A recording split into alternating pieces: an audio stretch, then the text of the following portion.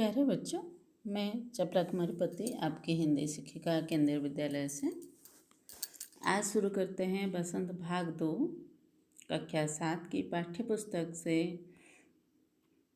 आपका निबंध खान पान की बदलती तस्वीर।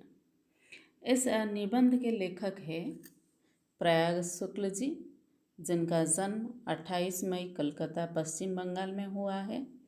उन्होंने कविता, कहानी, उपन्यास, संस्मरण, निबंध, यात्रा वृत्तांत, कला समीक्षा, बाल साहित्य, अनुवाद आदि सभी विधाओं पर लिखकर हिंदी साहित्य को समृद्ध किया है।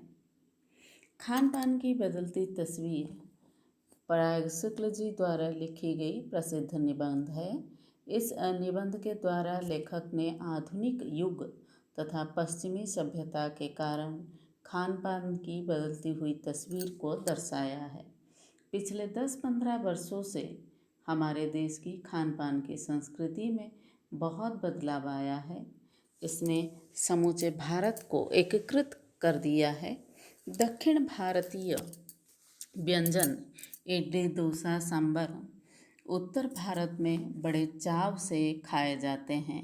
वही उत्तर भारतीय व्यंजन रोटी, दाल, साग देश की सभी भागों में मिलते हैं।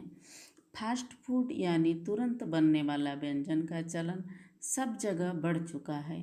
2 मिनट नूडल्स के पैकेट बंद रूप से सभी लोग परिचित हो चुके हैं।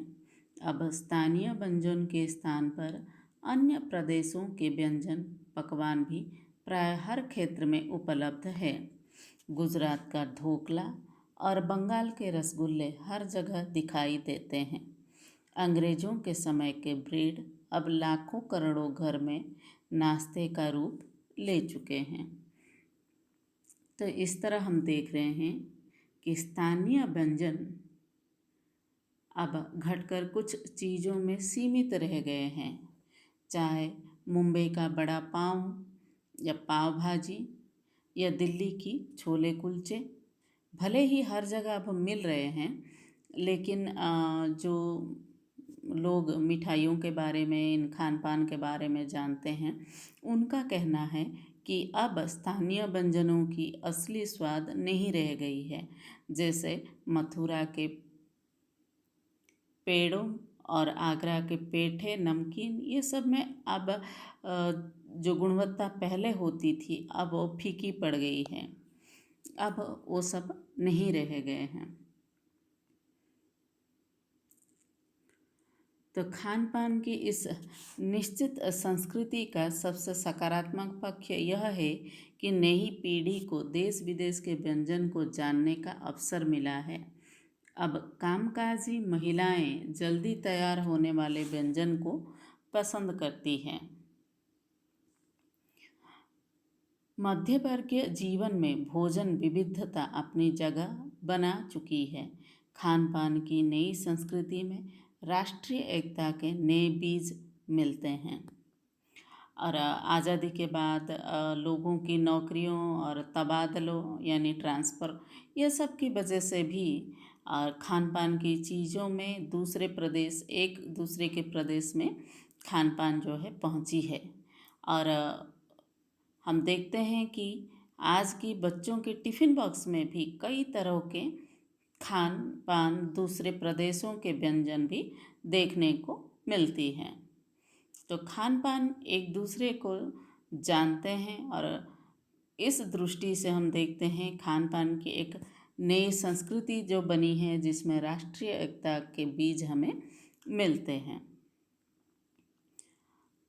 तो स्थानीय व्यंजनों का पुनरुद्धार भी ज़रूरी है, जिन्हें अब एथनिक कहकर पुकारने चले हैं। तो इस मिश्र संस्कृति से हमारे स्थानीय व्यंजनों की लोकप्रियता घट गई है। अब यह केवल 5 सितारा होटल में एथनिक के नाम से प्रचलित है। अब मौसमी सब्जियों के व्यंजन भी अब नहीं मिलते हैं। गली मोहल्लों में मिलने वाली आम वस्तुएं केवल खास दुकानों में ही बिकती है। खान पान की मिश्रित संस्कृति से भी हमें असली स्वाद नहीं मिलता है। लेकिन इस मिश्रित संस्कृति का विकास अभी रुका नहीं है, बल्कि यह और भी विकसित होती रहेगी और आगे बढ़ती जाएगी। तो बच्चों, अब आते हैं कठिन शब्दों के अर्थ पर। खान पान, खाना पीना। बड़ा दक्षिण भारतीय एक व्यंजन। मिश्रित, मिली जुली, सकारात्मक यानी अच्छा। गृहिणियों में अर्थात घर में रहने वाली स्त्रियों में। कामकाजी, काम करने वाली। विस्तार, फैलाव। आम, सामान्य, खास, विशेष। पश्चिम, पश्चिमी देशों की सभ्यता।